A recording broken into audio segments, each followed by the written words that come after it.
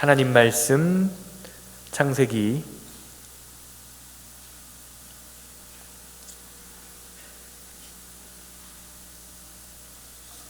13장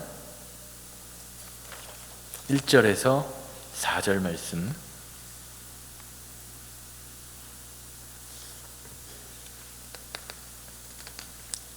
창세기 13장 1절에서 4절 말씀.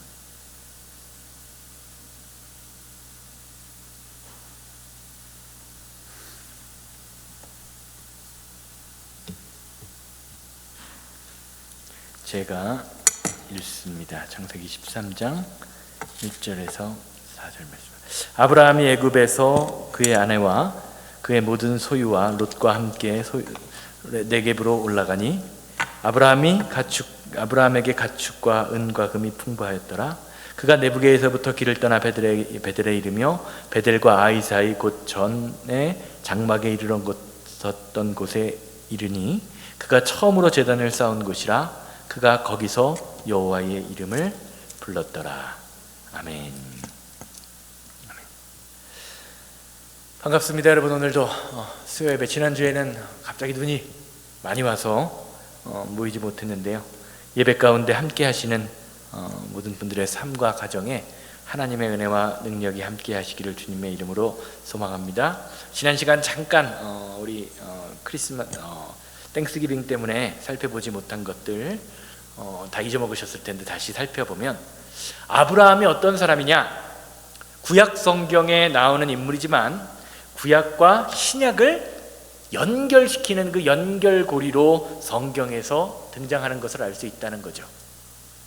마태복음 첫머리에 1장 1절, 아브라함과 다윗의 자손 예수 그리스도의 계보라, 예전 성경에는 세계라 라고 되어 있는 것처럼 신약을 시작하는 자리에 아브라함의 이름을 성경 성서 기자는 넣음으로 말미암아 신약 성경에서 아브라함이 구약과 신약, 예수님과 인간 사이를 연결하는 그 아브라함의 위치를 우리가 아브라함의 이름이라는 것을 통해서 알 수 있다는 거죠. 지난 시간 창세기 11장 12장을 살펴보면서 가나안 땅을 향해서 출발했던 아브라함이 어떤 믿음을 가지고 출발했는지, 어떤 내용이냐? 아브라함이 하나님의 음성을 듣고 막 열정적으로 하나님의 음성이 좋아서 하나님의 말씀을 막 따라서 출발한 것이 였다, 아니었다? 그러한 것이 아니었다.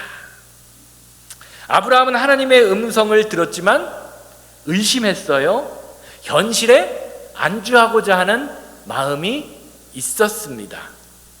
아브라함의 이름에 아브라함의 상황을 잘 드러내는 것 중에 하나가 아브라함 아버지의 이름 데라라고 하는 이름이라고 말씀을 드렸죠. 갈대아 우르를 떠나서 하란에 머물러서, 갈대아 우르랑 하란이랑 다른 곳이라고 말씀드렸죠. 머물렀을 때 아브라함의 아버지의 이름이 뭐라고요? 데라라는 이름의 뜻이 지연시키다, 지연시키다 라는 뜻이 있습니다. 지연시키다. 그러니까 아브라함을 지연시키고 있는 것이 누구냐? 그의 아버지였다라는 거죠. 쉽게 말하면 까딱하면 의심하고 까딱하면 불평하는 저와 여러분들이나 신앙생활에서 하나님이 주신 그 가나안 땅을 믿음으로 바라보지 못하고 의심했던 아브라함이나 그 근본적인 믿음의 그 근본 바탕에는 별로 차이가 없었다라는 것입니다. 그런데 중요한 것 한 가지가 있다는 거죠. 아브라함의 믿음, 아브라함 자신으로는 별 볼 일이 없었지만 하나님이 아브라함의 인생 가운데 아브라함을 다듬어 가시면서 어떻게 했다? 믿음의 사람, 믿음의 조상으로 만들어 가셨다라는 것입니다. 그러니까 지금 저와 여러분들의 모습이 형편없을지라도 또 내 주변에 있는 형제 자매의 믿음이 형편없어 보일지라도 우리는 어떻게 해야 돼요? 그를 비난하며 정죄하는 것이 아니라 하나님이 다듬어주는 인생, 하나님이 만들어 가시는 인생 되게 하여 주시옵소서라고 우리가 기도해야 된다는 거죠. 믿음의 실체, 믿음의 실체가 제가 뭐라고 말씀드렸어요? 그냥 막 붕붕 뛰면서 난리를 치면서 예언하고 방언하고 막 미래를 알고 그러는 것이 믿음이 아니라 하나님의 말씀에 내 마음이 무엇되는 것? 설득당하는 것. 하나님의 말씀이 깨달아지고 믿어지도록 만들어주시는 그 하나님의 모든 만들어 가시는 하나님의 설득당하는 것이 믿음의 실체다라고 말씀드렸습니다. 결국 오늘 말씀을 보면 하나님이 약속하셨던 그 땅에서 가나안 땅으로 들어가려는 아브라함의 모습을 볼 수 있어요. 가나안 땅으로 아브라함이 들어갑니다. 가나안 땅에 들어간 다음에 아브라함의 모습은 어땠을까요? 창세기 12장 후반절 이후를 보면요, 아브라함이 가나안 땅에서 기근을 만나자 애굽으로 내려간 사건, 애굽으로 도망치는 사건이 기록되어 있습니다. 그리고 애굽에 다녀온 이후에 아브라함의 행적은 창세기 13장과 14장을 통해서 살펴볼 수 있지요. 창세기 13장에서는 아브라함과 롯이 헤어지는 사건이 나오고요, 14장에서는 가나안에서 일어난 전쟁 때문에 그 전쟁 포로가 된 롯을 아브라함이 어떻게 하죠? 자신의 군사를 이끌고 데려가 나오는 장면, 그들을 구해내는 장면이 담겨 있습니다. 자, 이 사건을 살펴보기 이전에 우리가 먼저 던져야 할 질문, 분명히 아브라함은 하나님의 음성을 듣고 하나님의 말씀을 따라 가나안 땅으로 내려갔습니다. 가나안 땅으로 들어갔어요. 그러면 가나안 땅에서 기근 때문에, 가뭄 때문에 애굽에 내려간 그 사건을 우리는 어떻게 봐야 할까요? 신앙의 타락, 믿음의 타락으로 봐야 할까요? 아니면 그렇지 않은 사건으로 봐야 할까요? 어떻게 할까요? 그게 믿음이 없었기 때문에, 믿음이 좋았던 믿음이 다시 나빠진 겁니까? 아니면 원래 믿음이 별로 없었을까요? 어떻게 생각하십니까? 사실 우리의 모습 안에도 하나님을 믿는다고 하나님의 말씀을 따라갔지만 다시 제자리로 돌아올 때가 너무 많이 있잖아요. 그렇게 아브라함의 모습이 어느 정도 좀 공감이 가는 것도 사실이지요. 이것을 한번 살펴보기 위해서 아브라함에게 가나안 땅을 허락하신 장면, 오늘 본문 말씀이랑 거의 비슷한데요, 장면을 한번 보시기 바랍니다. 창세기 12장 7절에서 8절 말씀이에요. 여호와께서, 창세기 12장 7절 8절입니다. 여호와께서 아브라함에게 나타나 가라사대 내가 이 땅을 내 자손에게 주리라 하신지라 그가 자기에게 나타나신 여호와를 위하여 그곳에 단을 쌓고 거기 베델 동편 산으로 옮겨 장막을 치니 서쪽은 베델이요 동쪽은 아이, 출애굽기에 나오는 아이성이에요. 아이라 그가 그곳에서 여호와를 위하여 단을 쌓고 여호와의 이름을 불렀다라고 이야기합니다. 오늘 본문 말씀과도 일맥상통하죠. 자, 말씀 잘 보세요. 지금 아브라함이 하나님이 내가 이 땅을 주겠다라고 약속하신 이후에 하나님의 약속을 받고 장막을 치고 있는 곳이 어디죠? 어디서 장막을 치고 있다라고 이야기하고 있죠? 서쪽은 베델. 베델이 어디예요? 야곱이 하나님을 만난 곳, 그렇죠? 베델이고요. 동쪽은 아이성이라고 이야기합니다. 베델은 무엇을 상징합니까? 베델이라는 것은 하나님의 임재를 상징합니다. 반대로 아이성은요, 물리치기 힘든 이방인의 도성들, 이방인들이 가득한 그 장소를 상징합니다. 출애굽 당시에 이스라엘 백성들이 여리고를 정복했다는 그 교만함과 그 아간의 죄 때문에 죄로 대패한 곳이 바로 아이성이죠. 그 지명의 이름만 살펴봐도 벳엘 그러면 집이라는 뜻이고요, 엣엘 그러면 하나님이라는 뜻으로 벳엘이거든요. 벳엘이에요. 하나님의 집이라는 뜻이고요. 아이성 할 때 이 아이라는 단어의 뜻은 버려진 곳, 폐허가 되는 곳이라는 뜻이 있습니다.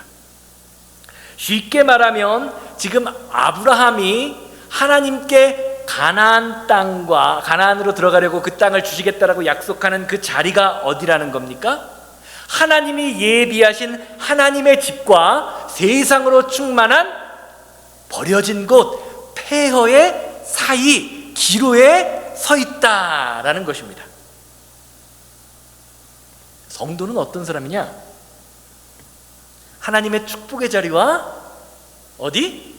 세상의 자리 중간에 서 있는 사람이라는 겁니다. 내 선택에 따라 가나안으로 향할지 하나님의 집으로 향할지 또 어디로?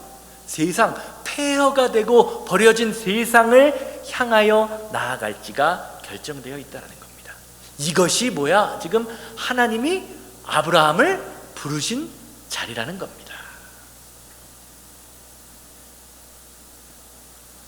사랑하는 여러분, 믿음은 하나님의 말씀을 따라 바른 선택을 하는 것입니다. 그게 믿음이에요. 하나님이 우리에게 말씀을 주신 이유가 무엇입니까? 말씀을 따라 말하고 듣고 선택하라라는 의미로 말씀을 주셨습니다. 그냥 소설책으로 역사 알듯이 그냥 알고 넘어가라는 말씀이 아닙니다. 결국 하나님은 벳엘이라는 하나님의 집이라는 그 가나안을 향해서 들어가죠. 그런데 그 가나안에 들어가서 살다가 기근이 들자, 가뭄이 들자 물이 풍성하고 열매가 풍성한 애굽을 향해 들어갑니다. 다 아시는 것처럼 거기서 봉변을 당하죠. 바로에게 사라를 빼앗기는 봉변을 당하죠. 그런데 이 사건을 확인하기 전에, 애굽의 사건을 확인하기 전에 먼저 확인해야 할 것이 있어요. 하나님께서 아브라함이 가나안 때문에 기근으로 애굽에 내려간 이를 혼내셨을까요? 혼내지 않으셨을까요? 꾸짖으셨을까요? 꾸짖지 않으셨을까요? 성경을 아무리 찾아봐도요, 하나님이 아브라함을 꾸짖으셨다는 내용은 찾아볼 수 없습니다. 하나님께서 아브라함을 처음 꾸짖는 장면은요, 창세기 17장 1절하고 2절에 나와요. 창세기 17장 1절에서 2절입니다. 창세기 17장 1절에서 2절. 아브라함이 90세 때에 여호와께서 아브라함에게 나타나서 그에게 이르시되 나는 전능한 하나님이라. 너는 내 앞에서 행하여 완전하라. 내가 내 언약을 나와 너 사이에 두어 너를 크게 번성하게 하리라 하시니. 하나님이 지금 아브라함에게 무엇을 요구하고 계시죠? 하나님 앞에서 완전히 행하라. 행하여 완전하라. 행함으로 완전하게다. 그러니까 아브라함이 이 창세기 17장 1절에서 2절의 사건이 있기 전에 행동이 어떻다라는 겁니까?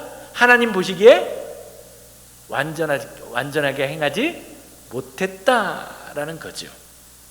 이 완전히 행하라라는 말의 뜻은요, 흠없이 완벽해지라라는 말의 뜻이 아닙니다. 하나님은 이미요, 아브라함의 여러 약점과 아브라함이 두렵고 주저함이 많은 우유부단한 성격을 가진 사람이라는 것을 알고 계셨어요. 그렇기에 여기서 완전하라라는 단어의 뜻을 우리가 잘 살펴봐야 되는데, 완전하라라는 단어의 히브리어 뜻은요, 전심을 다해 하나님을 향하라. 전심을 다해 하나님을 향하라. 언약을 붙들고 흔들리지 말아라 라는 뜻이 있고요, 하나님 편에 서서 일관되게 걸어가라 라는 의미가 있습니다. 즉 하나님께서 아브라함에게 요구하신 것은 온전한 행위가 아니라 무엇을 원하셨다는 겁니까? 하나님을 향한 일관된 마음가짐. 하나님을 향한 일관된 마음가짐을 원하셨어요. 쉽게 말하면 실수 없는 삶이 아니라 하나님을 잃지 않는 삶을 원하신 겁니다. 넘어질 수는 있지만 다시 무엇으로 돌아오는 삶? 하나님의 말씀으로, 언약으로 돌아오는 삶. 상황이 흔들려도 하나님을 선택하는 그 방향성을 원하셨던 겁니다. 어떻게? 인간의 방법으로 해결하려고 하지 말고 하나님의 약속을 믿고 기다리라는 겁니다. 왜 그럼 하나님이 이렇게 혼내셨을까? 그건 16장에 나오거든요. 16장을 보면요, 하나님의 약속의 말씀을 기다리지 못하고 인간적인 방법으로 여러 시도를 하는 끝에 결국에 마지막에 뭘 어떻게 하죠? 하갈, 그렇죠? 사라의 몸종 하갈을 통해서 이스마엘을 낳았죠. 즉 하나님은요, 아브라함이 하나님의 약속을 기다리지 못하고 인간적인 해결 방법을 찾았던 것을 하나님의 약속을 신뢰하지 못하는 행동으로, 완전하지 못한 행동으로 여기셨다라는 겁니다. 언약이 흔들렸다는 겁니다. 하나님 편에 서서 일관된 마음을 갖지 못했다라는 겁니다. 그런데 참 흥미로운 사실은요, 창세기 17장이 어떻게 시작하냐면요, 아브라함의 나이를 언급하면서 시작하고요, 또 16장이 끝나는 마지막 절도 16장 16절인데요 아브라함의 나이를 언급하면서 시작합니다. 17장 1절, 아브라함이 몇 세 때? 99세 때에, 99살 때에. 16장 16절 보면 하갈이 아브라함에게 이스마엘을 낳았을 때 아브라함이 몇 세였더라? 86세였더라. 불과, 원래 성경에는 장절이 없거든요. 이게 종교개혁 시대에 프린트를 하면서 그 구텐베르크 그 동판인가요? 그걸 만들면서 우리가 잘 인쇄할 때 몇 페이지 몇 페이지가 있어야 찾기가 편하니까 장과 절을 학자들이 일일이 만들어서 넣은 거예요. 원래 성경에는 장절의 구분이 없습니다. 이거 1절 2절 이게 없는 거예요. 그렇게 보면 16절과 17절 사이에는요, 그냥 단어 하나 띄어져 있는 것, 아무 띄어쓰기 하나 되어 있지만 그 사이에 그 간격이 몇 년이 되는 거죠? 13년이라는 시간, 그 긴 시간 동안 하나님은 아브라함에게 나타나지 않으십니다. 우리는 신앙생활 하면서 하나님의 말씀대로 살지 않으면서 하나님 말씀 가운데 떨어져 있을 때 나에게 아무 일도 일어나지 않으면 어떻게 생각하죠? 괜찮은가 보다. 괜찮은 건가 보다 이거. 하나님이 그냥 다 묵고 하시나 보다라고 생각하기가 쉽습니다. 그런데 그것은요, 하나님이 우리에게 잠시 손길을 내려놓으신 하나님의 침묵, 거기서 더 가면 어떻게 돼요? 유기자, 버려둠, 내버려둠의 상태가 될 수 있다라는 겁니다. 성경은요, 제가 아모스서에서도 계속해서 말씀드렸지만 이 무서운 상태를 다음과 같이 표현하죠. 시편 81편 12절, 시편 81편 12절이에요. 그러므로 내가 그의 마음을 완악한 대로 내버려 두어 그의 임의대로 행하게 하였도다.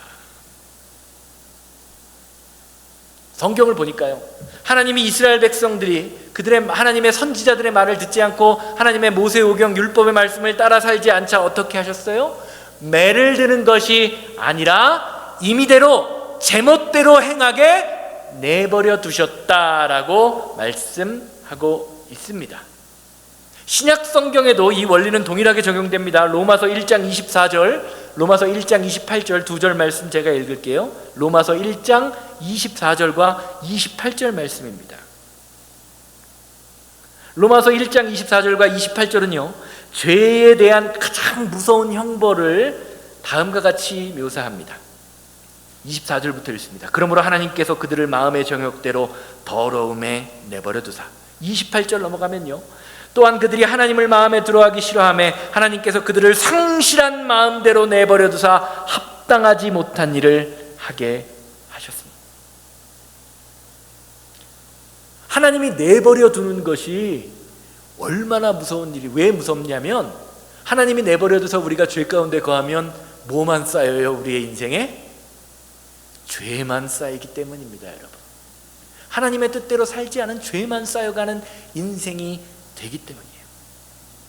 그래서 우리는요, 이 일이 내 뜻대로 잘 풀릴 때가 아니라 내 뜻대로 하는데 하나님이 침묵하실 때 그때를 두려워해야 합니다.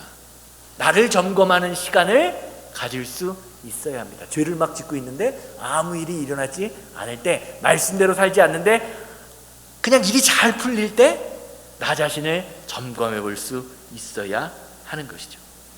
아브라함의 13년은요 평안한 세월이 아니라, 아마 아브라함은 좋았을지 몰라요. 이스마엘이 자라가는 모습, 13살까지는 말 잘 듣잖아요. 10살 조금 넘어갈 때까지는 애들이 얼마나 말을 잘 듣습니까? 저희 큰애와 작은애를 비교해봐도 그래요. 작은애는 아직도 말을 잘 듣는 편입니다. 그런데 이 자아가 생겨서 티네이저가 된 이 큰애는요 말 잘 안 들어요. 준우도 말 잘 안 듣죠? 애들이 그래요. 아브라함의 13년의 생활은요 세상적으로 볼 때는 아이가 자라는 것을 보면서 기쁨을 느꼈을 것 같은 그런 시간이지만, 영적으로 볼 때는요 하나님의 교제, 하나님의 말씀이 들리지 않는 영적 기근의 시간이었다는 겁니다. 다윗은요 이런 사건이 성도에게 일어나는 일이 너무나 비극적이라는 것을 잘 알았습니다. 그래서 밧세바를 범한 후에 나단 선지자가 와서 그에게 네가 잘못했음을 깨닫게 했을 때 시편 51편 11절에서, 잘 아는 말씀이니까 뭐 안 찾으셔도 돼요. 이렇게 고백하잖아요. 시편 51편 11절. 나를 주 앞에서 쫓아내지 마시며 주의 성령을 내게서 거두지 마소서.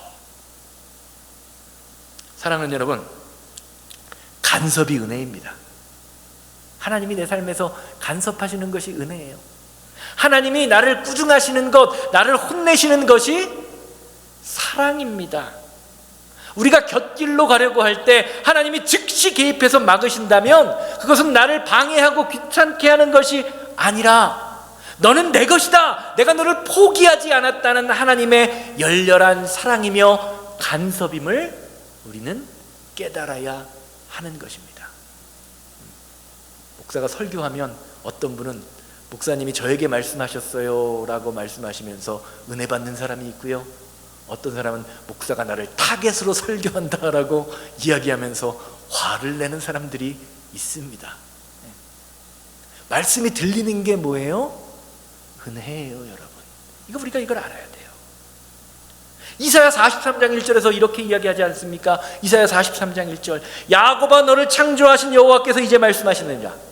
이스라엘아 너를 지으신 이가 이제 말씀하시느니라. 너는 두려워 말라. 내가 너를 구속하였고 너를 지명하여 불렀나니 너는 무엇이다? 내 것이다.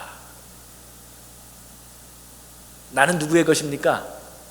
제가 지난주 주일날도 말씀드렸죠? 나는 누구의 것이다? 나는 내 거잖아요.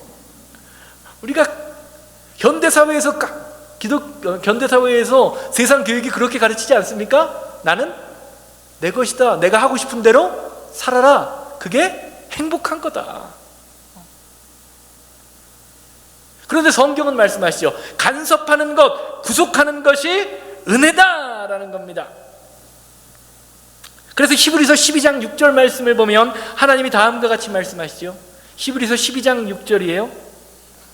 주께서 그 사랑하시는 자를 징계하시고 그가 받아들이시는 아들마다 채찍질 하심이니라. 요한계시록 3장 19절은 다음과 같이 또 이야기해요. 무릇 사랑하는 자를 책망하여 징계하노니 그러므로 내가 열심을 내라 회개하라. 아멘. 며칠 전에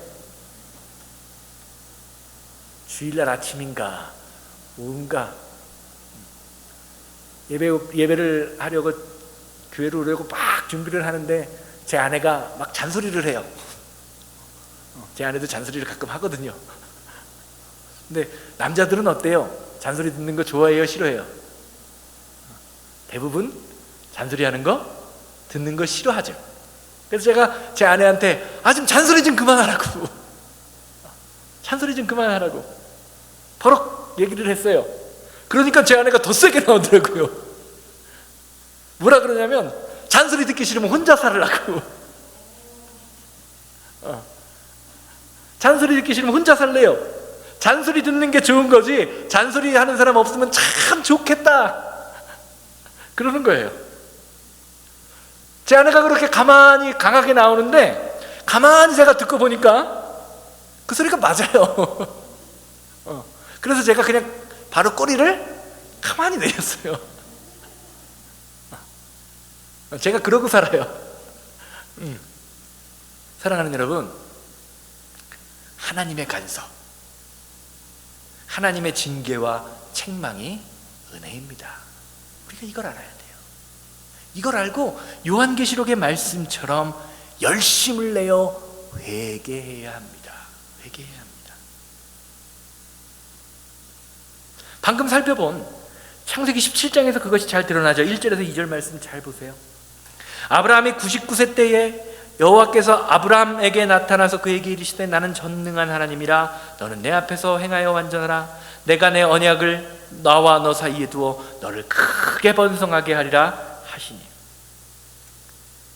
하나님이 지금 뭘로 아브라함이 완전해진다라고 이야기하죠? 뭘로 완전하라?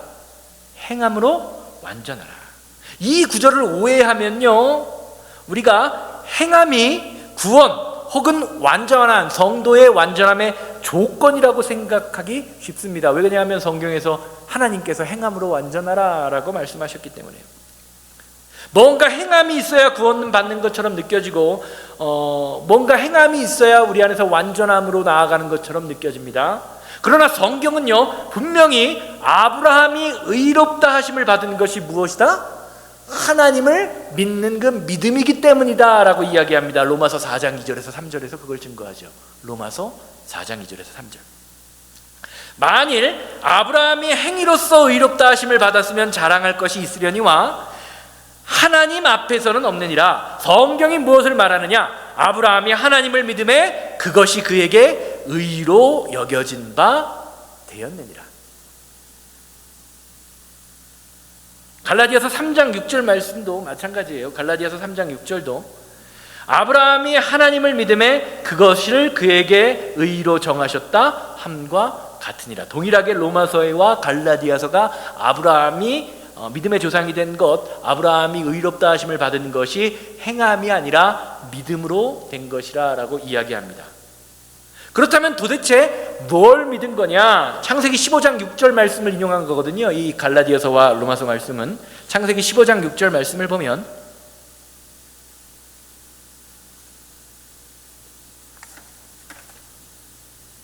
아브라함이 여호와를 믿으니 여호와께서 이를 그의 의로 여기셨다. 이건 다시 14장, 좀 이따도 말씀드리겠지만 잠깐 살펴보겠지만 14장 말씀에서 롯이 엘리망에게 잡혀갔을 때 롯이 어떻게 합니까? 318명의 용사를 데리고 그것을 쳐들어가서 롯을 구하고 난 이후에 하나님이 주신 약속, 다시 하늘의 별과 그 모래알을 보여주시면서 너를 통해서 아들을 줄 것이다 라고 하신 그 말씀을 믿었다라는 거예요. 사실 아브라함은요, 기껏해야 한 부족의 족장입니다. 한 나라를 상대하는 것이 쉬운 일이 아니죠. 계란으로 바위 치는 격입니다. 그런데 하나님이 아브라함에게 승리하게 하십니다. 이 승리를 경험한 후에 뭐라는 겁니까? 아브라함이 주신 약속을 믿었다라는 거죠.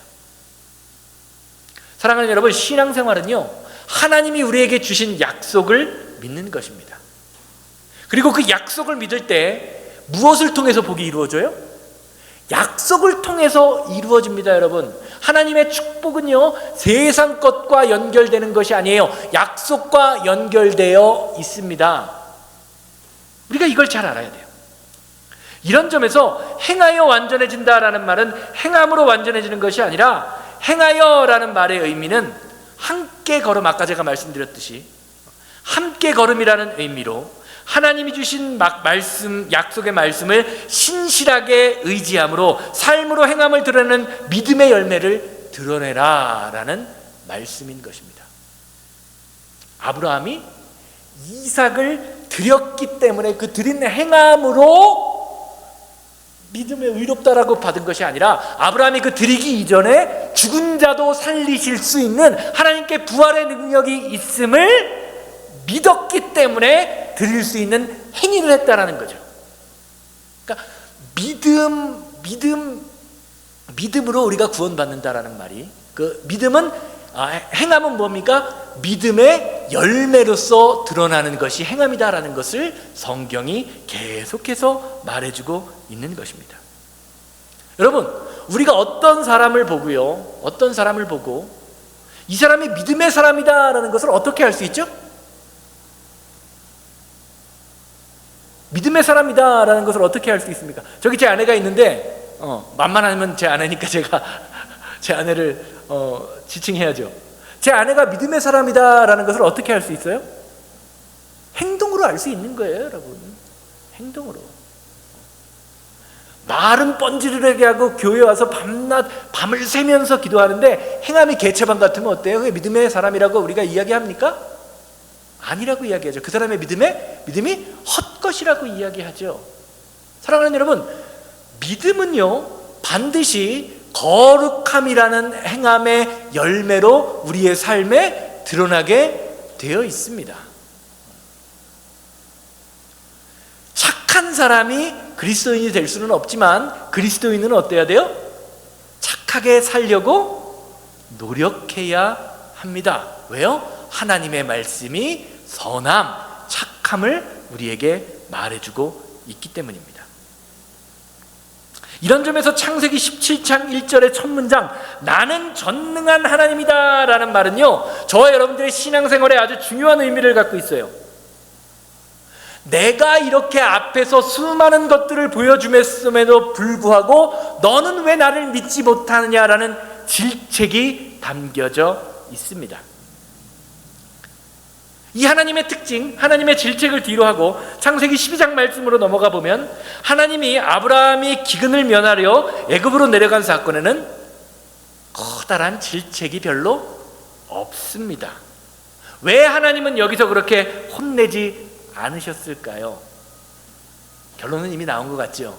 쉽게 이야기하면 아브라함의 믿음이 하나님이 보여주신 약속이 별로 아직은 별로 그렇게 없었다. 아브라함이 그렇게 많은 신앙의 경험을 하지 못했다라는 겁니다. 그렇게 믿음이 좋은 사람이 그때 당시에는 아니었다라는 겁니다. 믿음이 좋지 않으니까 혼낼 것도 없어요. 그런 의미예요. 이것을 살펴보기 위해서 우리는요, 애굽의 사건 이전과 애굽의 사건 이후의 모습의 아브라함을 살펴보아야 됩니다. 성경을 가만히 보면 아까도 말씀드렸죠. 애굽에 다녀온 아브라함과 그 이전의 아브라함은요 완전히 다른 사람처럼 느껴져요. 그것을 알 수 있는 두 가지 사건이 자신의 고향으로부터 데리고 왔던 롯과 헤어지는 사건이고요, 첫 번째 사건이. 두 번째는 아까 말씀드렸던 가나안의 전쟁의 사건입니다.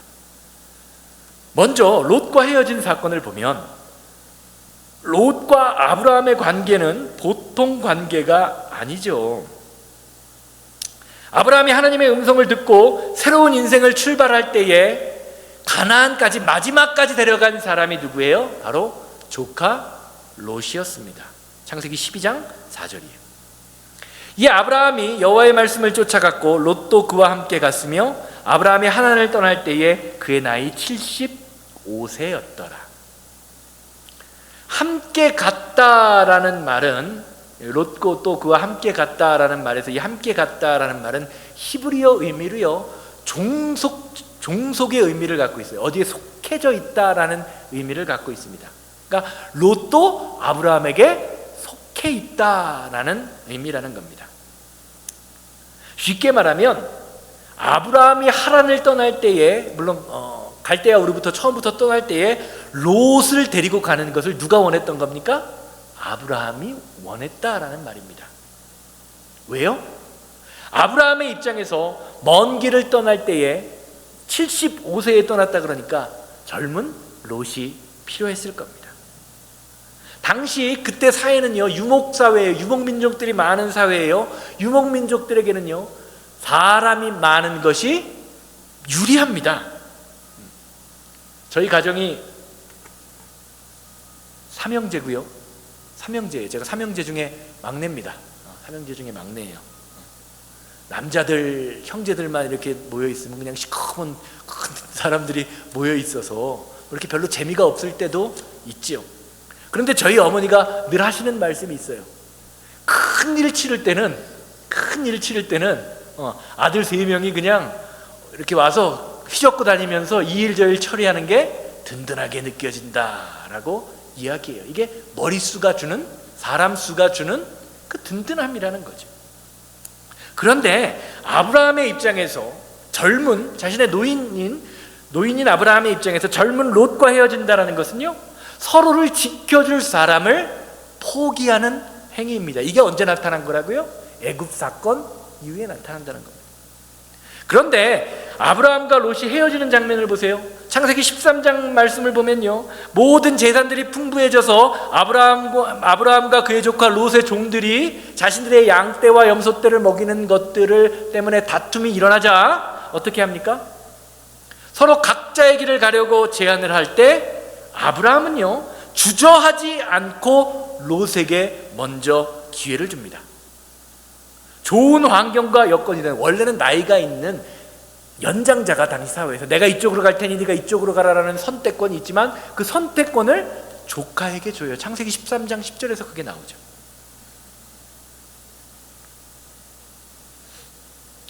이에 롯이 눈을 들어 요단 지역을 바라본즉 소알까지 온 땅에 물이 넉넉하니 여호와께서 소돔과 고모라를 멸하시기 전이므로 여호와의 동산 같고 애굽 땅 같았더라. 롯이 선택한 것이 어떻다고요? 여호와의 동산, 에덴 동산, 천국 같았다. 그리고 무엇 같다? 애굽 땅처럼 물이 풍부하다라고 이야기합니다. 뭐가 풍부했다는 겁니까? 세상적으로 볼 때 완벽해 보였다라는 겁니다. 사랑하는 여러분, 우리가 인생 살면서요, 많은 부분 하나님을 믿는다고 하지만 물로 대표되는, 당시의 그 고대 근동사회의 그 사막 지역에서 물이라는 것은 엄청난 권력이거든요. 이 물로 대표되는 세상의 넉넉함을 쫓아가는 것, 이것이 우리가 꿈꾸는 모습은 아닌지 살펴보아야 합니다. 결국 세상을 쫓아가던 롯, 사람을 쫓아갔던 롯은요, 환경을 쫓아갔던 롯은요, 창세기 19장 말씀 보면 어떻게 됩니까? 그렇게 에덴 동산같이 완벽해 보였던 그 자리가 하나님의 심판으로 말미암아 겨우 목숨만 부지할 수밖에 없는 비극적인 상황으로 끝나는 것을 보게 됩니다. 세상의 풍부함을 따라 결정했던 그 결과가 무엇인지를 성경은 분명히 말해주고 있는 것이죠. 그러나 하나님이 함께 하시는 인생, 하나님이 간섭하시는 인생은 달라요. 창세기 12장의 애굽의 치욕을 경험한 아브라함은요, 어떤 이유에선지 롯과 헤어지는 결단을 합니다. 그리고 롯에게 좋은 땅을 선택할 수 있는, 자기가 그곳에 갈 수 있었지만 그곳으로 가지 않고 하나님의 말씀을, 하나님을 의지하며 나아갑니다. 고향을 떠났던 당시와는 사뭇 다른 모습으로 느껴집니다. 두 번째로, 아까도 말씀드렸지만 애굽을 다녀온 이후에 아브라함의 모습은요, 롯을 구하는 사건에서도 드러나지요. 창세기 14장 1절에서 2절 말씀을 보면 읽지 않아도 돼요. 그냥 여러 나라, 수많은 9나라가요, 9나라의 민족이 그 내전, 그 전투가 일어나서 그 롯이 잡혀가는 그 장면이 나오는 것을 볼 수 있어요. 말이 어려운데 쉽게 표현하면 아브라함이 거하는 땅 주변 9개 국가들이 서로 편을 나눠서 싸우고 있는 상황입니다. 그런데 아브라함이요, 그 전쟁 가운데에서 포로가 된 조카를 구하겠다고 318명, 318명의 군사를 이끌고 전쟁에 참여하는 상황입니다. 여러분, 9명의 나라가 모여서 싸우고 있는데요, 318명의 군사로 전쟁에 나가서 사람을 구한다는 건 말이 되지 않는 상황입니다. 그 아브라함의 그 도전 자체가요, 무모한 도전처럼 세상이 볼 때 무모한 도전이라는 거예요. 그런데 무엇 때문인지 창세기 13장에서 아브라함이 기근 때문에 애굽에 다녀온 이후에 아브라함의 모습이 바뀐다는 겁니다.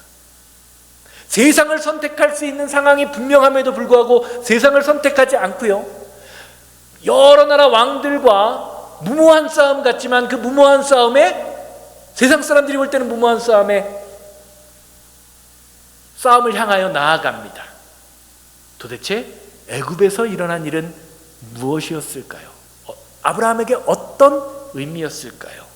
이것은 다음 시간에 살펴보도록 하겠습니다. 다음 시간에 빠지시면 안 된다는 얘기죠. 다음 시간에 살펴볼게요. 이제 내가 살아도 주 위에 살고 이제 내가 죽어도 주 위에 죽겠다라는 이 고백, 찬양 부르시고, 주님, 내 삶이 때로는 연약하고 부족하지만 하나님이 간섭하는 인생 되게 하여 주셔서 주의 뜻을 선택하고 주의 말씀을 따라 살며 주의 능력으로 하루하루를 살아가며 주님이 주시는 승리를 경험하게 하여 주시옵소서. 우리는 부족하고 연약하지만 하나님, 나의 인생에 간섭하여 주셔서